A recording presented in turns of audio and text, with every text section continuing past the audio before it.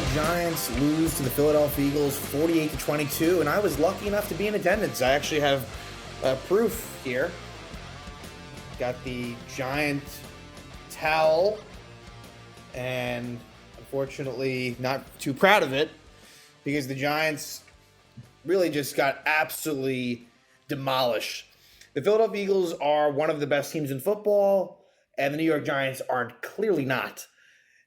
And it just, the Eagles have dominated this rivalry, and it just sucks to see the Eagles so good so quickly, where you just think back a couple of years ago where they lose the game basically intentionally to Washington, where the Giants really needed them to win to get in, and win the division. Of course, it was a joke as the NFC East was really bad at that point. The Eagles are very, very good.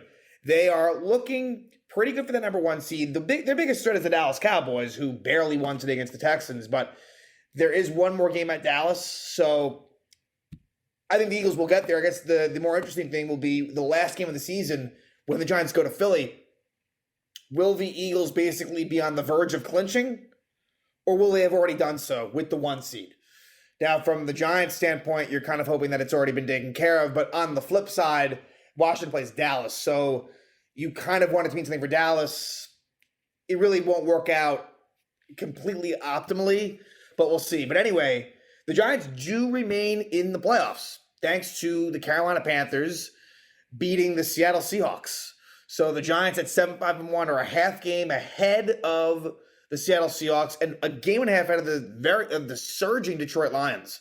Detroit is really coming on strong. So a loss that at one point seemed like damn, how do you lose so much straight? No. That's a really good football team, and I don't feel as bad about that. But there was a lot of key losses / tie along the way. You look back at Seattle, that was a pretty key loss. That's key competition. Detroit as well, and Washington tying them. And it just sets up a crucial Sunday night football game next week against Washington.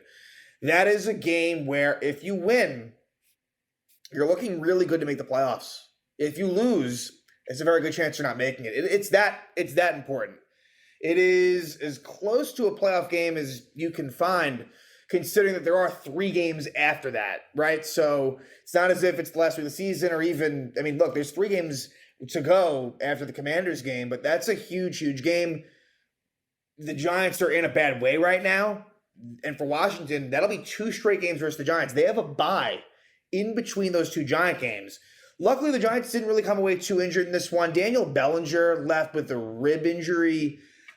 I don't know. It's tough to tell because the Giants got just crushed, so they weren't going to push anything. Saquon Barkley came into this game with a neck injury and he was kind of limited. And look, Saquon is kind of breaking down a little bit.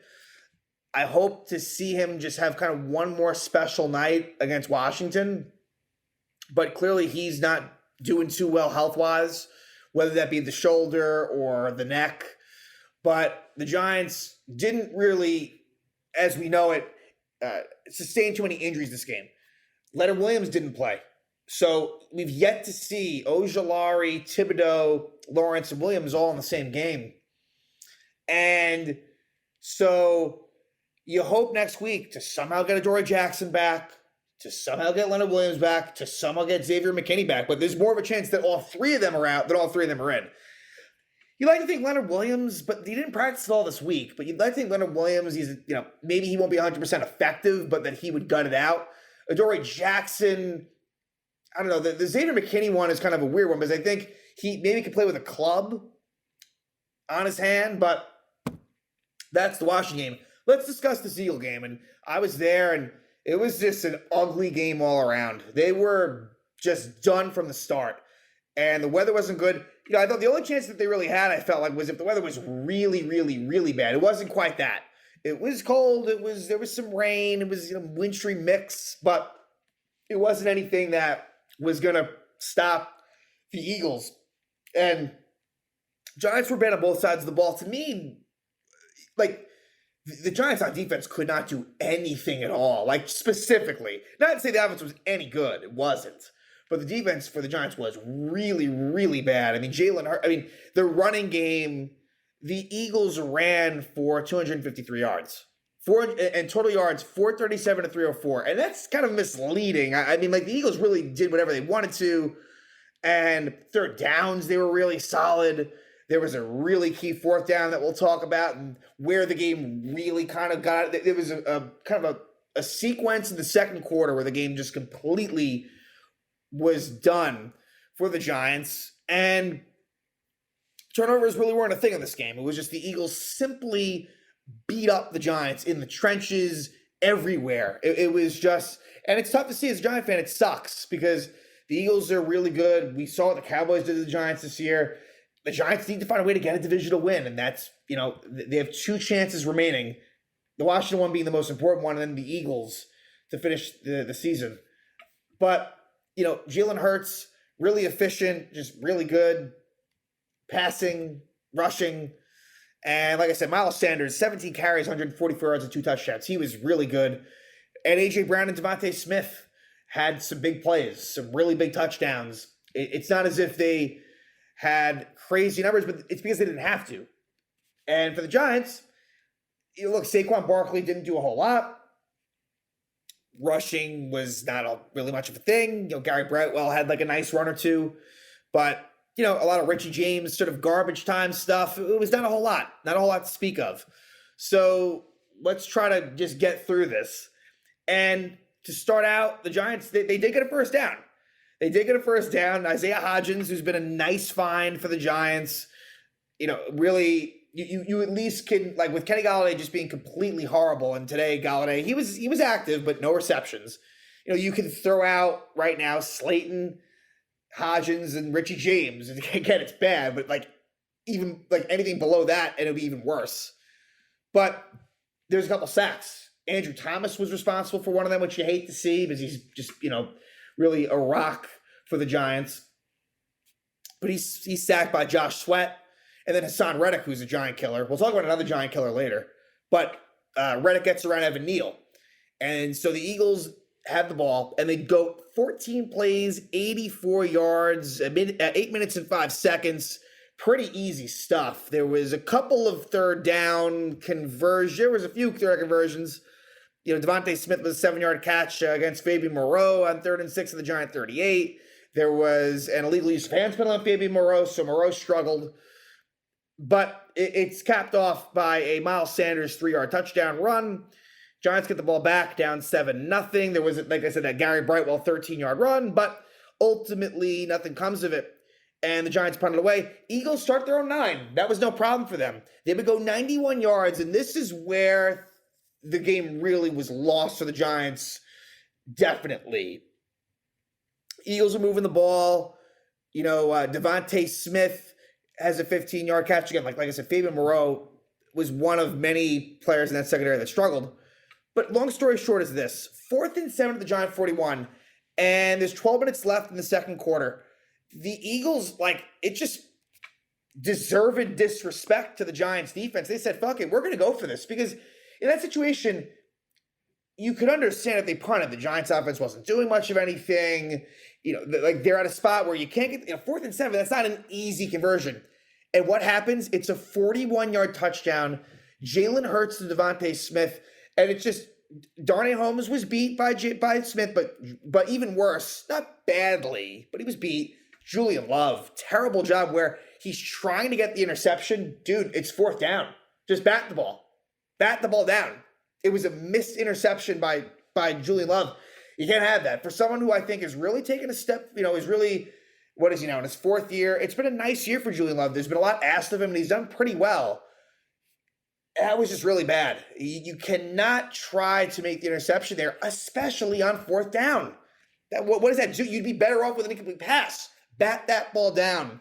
So Love, really bad job there, and that was a horrible situation that eventually gets worse. And how does it get worse? On a punt attempt for the Giants, Jamie Gillen just drops the ball, and then when it's like a drop punt, that's illegal. You can't do that. And not that the ball went far anyway, but I guess it was more instinctual and desperation. So the ball starts at the Giant 30. The drive starts at the Giant 33 on one play. A.J. Brown, 33-yard touchdown. So where 4 minutes to go in game action, it was 7-0. Well, it wasn't looking good. But it was 7-0, 4th and 7. You make a stop. You kind of have the ball close to midfield down 7. You get that Smith touchdown on a bad play by Love. Gillen with just an embarrassing punt thing. And then, boom, first play, A.J. Brown, 33 yards. Ball game. Ball game right there. That was it. That was the moment where this game was done. 21-0. Then the Giants, and it's funny, the Giants, there weren't 3 and outs. The Giants did find ways to get first. It's like I said, the Giants offense wasn't completely horrible, but that's still being kind. The Giants did punt, and the Eagles had bad field position. And here's some good moments for the Giants. On 4th and 16 at the Eagle 2, Ellerson Smith blocks the punt. Interestingly enough, though, the punter recovers the ball. I think he got hurt on the play, actually. Recovers it and almost actually got the first down, but he was short. He was short by a few yards, but that would have been something. So the Giants have really good field position. They start at the 15. You get a Daniel Bellinger 11-yard catch. And then on 2nd and goal at the 2, Isaiah Hodgins, 2-yard touchdown from Daniel Jones, 21-7. But what happens on the next play? Yep, Boston Scott, giant killer with a 66-yard return. That's exactly what happened. So anytime the Giants had any chance to gain any type of momentum, quickly snuffed out. And eventually Jake Elliott connects on a 29-yard field goal. Giants do nothing when they get the ball back, and so they trail 24-7 at half. Eagles get the ball first in the second half. They move the ball a bit. Jalen Hurts gets involved on the ground with a couple of nice runs, and it leads to a Jake Elliott 39-yard field goal. And the Giants are trailing by 20 at this point. Then the Giants get a nice drive going, 11 plays, 75 yards. And on this one, you get a couple of Richie James catches, Isaiah Hodgins as well, and it ends in a 1-yard QB sneak by Daniel Jones. So it is, at this point, 27-14. They cut it to a 13-point deficit. But again, Boston Scott with a nice kick return gets the ball to the 37-yard line of the Eagles. And this was a drive again where the Eagles basically did whatever they wanted. Miles Sanders looked really good. And eventually it's a Jalen Hurts 10-yard touchdown run. Gives the Eagles a 20-point lead. Now the Giants do go 3 and out. There's a sack in there as well. Brandon Graham sacks Daniel Jones. There actually was a 4th and 4 attempt where Darius Slayton makes a 7-yard catch, but they call Chris Myrick on an offensive pass interference, so the Giants punt it away. The Eagles go 3 and out. And so we're now in the fourth quarter. Giants are down by 20. They have the ball. They do convert on a 4th down. There's a 37-yard catch for Darius Slayton, who was held in check by either James Bradbury or Darius Slay. And there's a false start on Evan Neal, which set them back a bit. Eventually, the Giants end up turning it over on downs. And the Eagles, and at this point is when I left. And normally I would stay, I'm the type of fan that usually sticks it out, but the weather was so bad, this game was over. And so the Eagles score again, a 40-yard touchdown for Miles Sanders. Gives the Eagles a 41-14 lead. Then the Giants bring in their, bench players. Tyrod Taylor comes in on the second play. Taylor fumbles the ball on a sack. Matt Parrott was in at left tackle. Brandon Graham with the sack, recovered by the Eagles.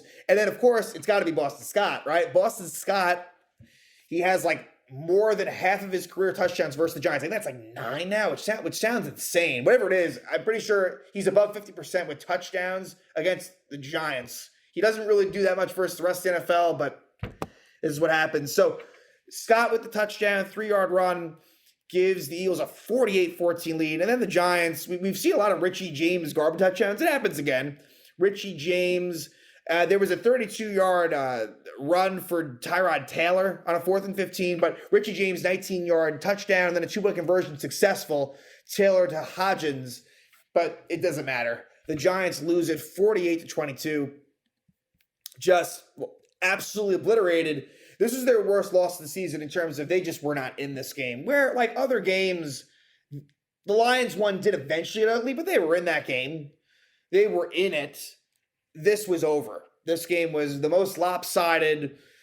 And look, the Giants, this Washington game, it's a lot. Because either it's a situation where your season just completely went from 6-1 or 7-2 and just down the tubes in a real bad way to end, or look, bad stretch, but you win this really big game against Washington. This is the biggest Giant game in a long time.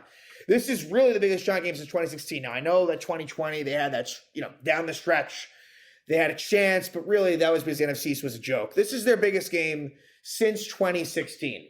Has to be in a head-on matchup with Washington. Now, again, if you lose to Washington, let's say Seattle loses, which they could. They play Thursday night home against San Francisco, who's looking strong, even with injuries. You would still control your own destiny. But let's be honest. I think the way this works out, and it's on both sides. If the Giants win, it's not guaranteed, but this Washington game feels like it's one of those situations where you win, you're in, you lose, you're out. It's just how it feels. Because if you beat Washington, you are in essence 2 games ahead of them, because you're a full game ahead with the tiebreaker. On the flip side, if you lose, you're a game behind them and they have the tiebreaker. So as far as Washington is concerned, this is huge for that tie, because you're not going to have a tiebreaker versus anyone else. With that tie, there are no other tiebreakers except versus Washington. I cannot say enough how big this game is. It's interesting that it's on Sunday Night Football. The Giants really have not had success in prime time in a while. I do think back again to 2016 when they won on Sunday Night Football in a low-scoring game versus Dallas. A good Dallas team where Odell Beckham had a long, just classic Beckham touchdown.